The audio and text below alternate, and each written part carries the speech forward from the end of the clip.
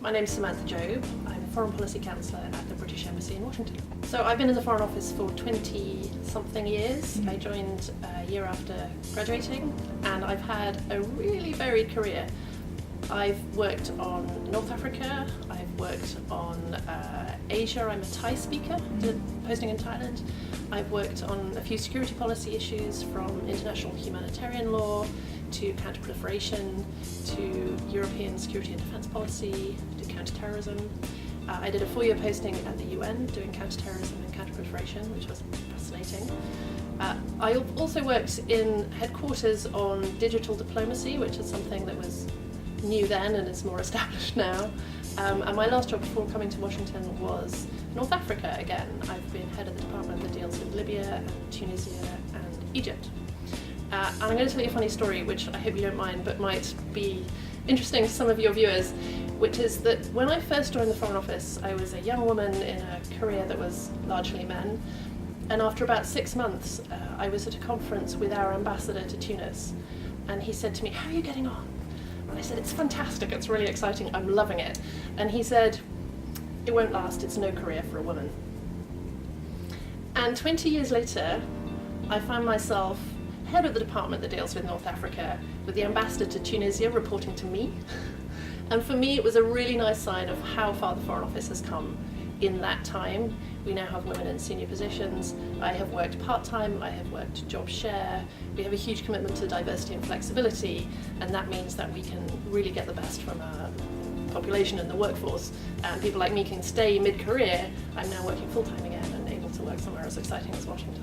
So in the Embassy in Washington, we have whole teams of people who are experts at specific areas of foreign policy. So I have a team who specialise in Asia, a team who specialise in the Middle East, a team who specialise in security, another that do Africa and Europe. And what actually happens is that when there is a crisis in the world, so my Middle East team work on Syria very closely, we want to work out how to respond to that, and the most powerful responses are always international. So we tend to talk very, very quickly and intimately with the US government to see what they're going to do and judge what we're going to do and try and do things together internationally. So that's a lot of what bilateral diplomacy is about. For me, I have these teams of experts who are extremely good at doing that, and my role is to do some leadership and some management of that, to have some contacts inside the administration, the NSC as well as the White House, think tanks and Congress as well as State Department, to get the biggest reach and the biggest influence that we can have in DC. So one of my jobs in Washington is to be the representative of this consulate in the system in DC. We have a network of consulates across the country, and I'm sort of represent and work with the consulate. But I'm quite new in my job, and I've come here partly to find out what the consulate does and how I can help. And this morning's been a really good indication of that. So first thing this morning, we were at Harvard discussing EU referendum and reform and really high politics and some really big thinkers.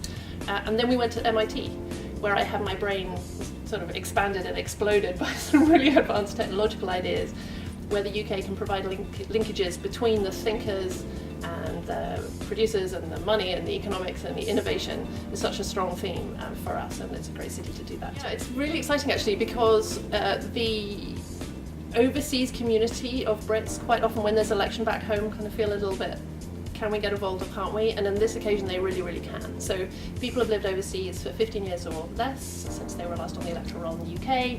They can really be a voice in this referendum. So they need to get out there, look at the website, About My Vote, and find out how they can get involved.